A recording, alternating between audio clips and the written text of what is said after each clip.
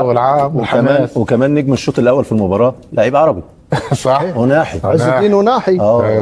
ناحي عمل شوط يا كابتن عبد العزيز يتحط في كتاب كده، كتاب. هو سجل الهدف ومن الهدف ملعوب، انما ايه، هو اللي عامل الفارق وشكل كويس لجيرونا، لانه كمحطه اساسيه بالنسبه للفريق في نص الملعب. الفريق عمق. صح. كل ما يتزنوا يروحوا ناحي وناحي. وطبعا تشاوميني مش عارف يتعامل معاه، لان لعيب اتعاملت حلوه قوي، اتعاملت حلوه قوي، وركنها صعبه، ولا 10 حراس يقدروا يتصدوا ليه. انما هو ليه يلاقي المساحه بتاعته عبد العزيز؟ لان ارضه ما بيقومش بالادوار الدفاعيه، ارتداده بطيء. بيلينجهام اصلا مش مكانه ان انت تلعبه جنب تشاوميني، فالاثنين عاوزين يروحوا لقدام، فالراجل تشاوميني مش عارف يمسك مين، المساحات قدامه شماله ويمينه طبعا، فالمساحات اللي موجوده في نص الملعب هو بيستغلها كويس، واللعيبه بتبصيله كويس، عشان كده شكل فعال بالنسبه للفريق.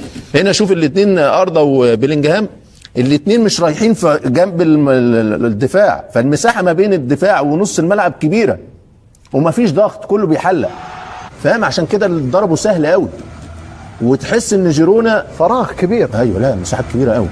جيرونا بيلعب اللي المفروض يلعب بيه ريال مدريد. ريال مدريد يا كابتن عبد العزيز اول 20 دقيقه فقد الكوره 20 مره. ازرق، انا لو في وقت كنت جبت لكم اللقطات اللي فقدوا فيها الكوره، بس 20 دقيقه الهدف جميل قوي، ملعوب حلو قوي. 20 دقيقه، اول 20 دقيقه يا كابتن عبد العزيز ريال مدريد فقد الكوره 20 مره. يا اي بمعدل كل دقيقه بتفقد كوره، فطبيعي طبعا ما تقدرش تبني فرص ولا يجي لك فرص، الطبيعي جدا. وانا ما بامنش بنظريه المؤامره، اللعيبه دي عاوزه تمشي المدرب. ازرق، ايه ده؟ لعيبه عالميه ونجوم، يجي له الكوره تستلم وتلعب، تفقد الكوره. ريال مدريد فقد الكوره، انا اسف ان انا بتكلم على ريال مدريد كده، ريال مدريد فقد الكوره في اول 20 دقيقه 20 مره. 20 مره، كورتوا بره، ارنولد بره، تشاوميني بره، جارسيا بره. ايه ده؟ فالطبيعي جدا ان انت بناء اللعب بتاعك صعب، ومفيش بناء اصلا، ما فيش، عشان كده مفيش فرص. هل تستغرب عمليه اضاعه الكره بهذه الطريقه؟ هل تشعر بنظريه المؤامره؟ انا ما امنش يعني أيوه. فقط تساؤل. بس دول انتوا حد غاصبكم تيجي تلعبوا؟ ده مش فريق عاوز يقول انا موجود، انا عاوز انافس على اللقب. اول 45 دقيقه ممكن الامور تتغير، وهتتغير، لان الطبيعي يا كابتن عبد العزيز انت دلوقتي لما تستحوذ، لما تيجي تبني لعب لازم في حركه، فاهم؟ وتلعب التمريره. النهارده ارنولد ادى التمريره لمهاجم جيرونا، جارسيا لعبها في الاول. والله العظيم انا لو في وقت كنت جبت اللقطات، بس عشان حاتم يتكلم. نعم. تفضل غرد كابتن حاتم، رايك في مستوى ريال مدريد، رايك في هدفه؟ لا، مستوى كان دون المأمول حقيقه. انا كنت انتظر يعني على المستوى الاسلوب، لما تفقد الكره لابد الضغط المباشر على جيرونا. احنا نتكلم على فريق متواضع جدا في هذا الموسم، وعانى كثيرا، يعني من بين 3 الأربعة الأسوأ دفاع في هذا الموسم عن جيرونا. يعني اصلا لما شاهد الهدف ستشاهد ان الكل يعني يتمشى في الملعب، ليس هنالك ضغط على حامل الكره، يعني جيرونا يخرج من تحت الضغط بدون اي اشكال. وهذا المشكل، الكل لابد ان يلتزم بالادوار الدفاع. يعني من العيب ان يمنح فريق جيرونا هذه المساحه. لا يوجد ضغط، لا على الطرف ولا لاعب.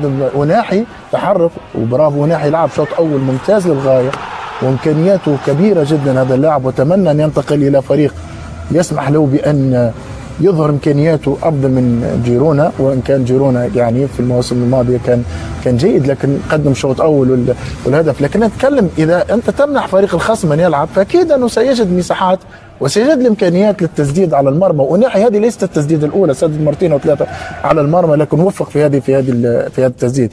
اضافه الى، انا اريد ان اعرف لماذا لعب جارسيا ولم يلعب كاريرس؟ لانه اريد ان ااعرف ما الدافع عن يلعب ظهير؟ كم من عرضيه قام بها؟ كم من صعود سليم قام به؟ يعني تعرف دور الظهير لما يكون موجود. احنا نتكلم عن ريال مدريد، الظهير الايمن والايسر، حتى ارنولد يدخل الى عمق الملعب وكذا. انا يمكن اصابه ضرت به قليلا انه ارنولد، لكن الظهير اقل شيء في شوط لابد يكون ما بين 7-8 كروسات على الطرف الايمن والطرف الايسر. فهذا انا ارى اشكال. وسط ميدان انا تكلمت به مرتين او 3 قبل المباراه، ضعيف في بناء الهجمه، ضعيف جدا في بناء الهجمه. نعم. واتمنى ان يكون بمعنى انه لدى مدريد القدره على جلب لاعب لديه امكانيات يعني كبيره. نعم. دعونا نذهب لهذه المقابلة للزميل باسل طبال ومعه عز الدين أوناحي نجم منتخب المغرب وجيرونا. بالطبع يعني من تربح فريق كريال مدريد ولا برشلونة ولا الفرق الكبار ديال لا ليغا، يعني الجمهور ديالك تيكون يعني فرحان بزاف، تتكون واحد الموتيفاسيون اللي زايده، حيت ملي تلعب ضد الفرق هذا يعني تكون واحد الموتيفاسيون اللي ناتشورالمون زايده على في اللعابه كاملين. مي حنايا يعني تنبريباريو ماتش بماتش، يعني اي ماتش كنلعبو كنوجدوا ليه لا اللعابه لا المدرب، حنا غاديين في هذيك لا فيلوزوفي جو اللي باغي الكوتش اللي باغي يشوفها.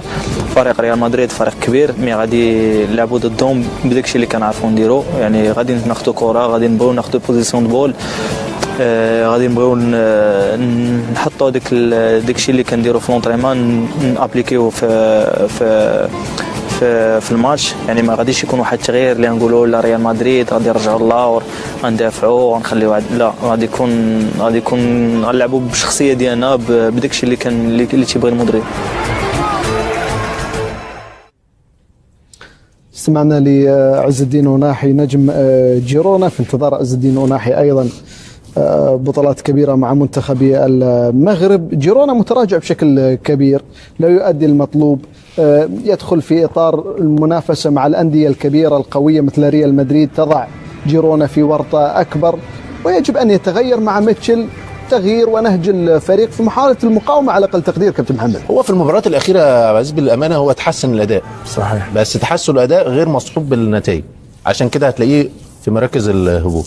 بالنسبة لأوناحي أنا كنت بعد كأس العالم اللي عمله هنا كنت أشوف إن هو لازم يبقى أكتر من كده بكتير. صحيح، إنما هو راح مارسيليا نوعا ما واجه صعوبة، ممكن الإصابات وبتاع، وبعد كده راح اليونان بسنايكوس في بعض الأمور. فالنهارده بدايته ليه كويسة في الفترات الأخيرة، مسجل هدفين مع جيرونا، إن هو من العناصر المهمة قوي. هو وفانت الناحية الهجومية ممكن يشكلوا خطورة، هو في وسط الملعب لو لقى المساحة ممكن التمريرات بتاعته تمريرات بينيه، تحركاته وتسديداته ممكن تشكل للفريق خطوره بالنسبه له. خيل ناحيه الشمال، سكونوف ناحيه اليمين، انما ما يعيب الفريق عبد العزيز هو في تباعد من الخطوط وفي بطء في نص الملعب. يعني الشاشه جايه على فيتسن مش سريع، فالمطالب ان انت بتلعب بنظام اللعب ال 4-1 اللعيب اللي قدام اللي هو فيتسن قدام الاربع مدافعين مطالب ان هو عبد العزيز يغطي مساحه كبيره من الملعب. فهنا هتلاقي صعوبه لانه هو مش سريع وما عندوش المقدره انه يغطي مساحه كبيره، فممكن المساحه دي يستغلها بيلينجهام النهارده، اردا جولير في بعض الاحيان، فممكن تبقى مشكله للفريق. انما الفريق بيتحسن الاداء، انما صعب جدا ان انت قدام ريال مدريد تبقى تواجه هذه الصعوبه. عمل ماتش كويس قوي جيرونا قدام برشلونه اللي اراوخو وراح حاططها في الزاويه البعيده في اخر هدف. فاعتقد ان الامور تلعب على ملعبك، المهم ان انت ما تخسرش وتحاول تطول المباراه وما يجيش فيك بدري، وتستنى بقى الاخطاء بتوع ريال مدريد، تستنى الهجمات المرتده، ممكن كره ثابته تشكل خطوره بالنسبه لجيرونا. شاهدنا ايضا في بعض اللقاءات احيانا يتراجع او يدخل ريال مدريد بمستوى غريب دفاعيا، يدخل عليه هدف مبكر على سبيل المثال.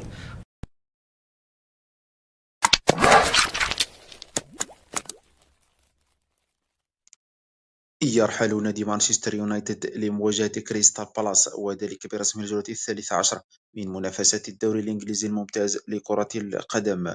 وفي هذا الفيديو سنطلعكم عن الموعد والتوقيت والقنوات الناقلة لهذه المقابلة.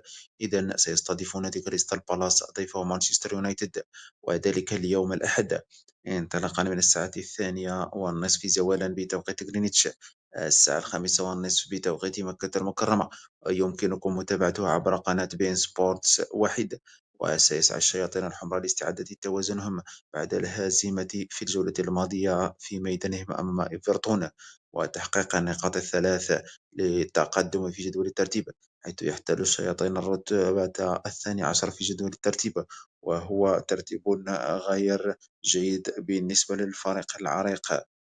من جانب آخر لن تكون المباراة بالسهلة، حيث كريستال بالاس يقدم مستوى جيدا للغاية ويحقق نتيجة إيجابية، وسيسعى لتأكيدها من خلال الانتصار على نادي مانشستر يونايتد.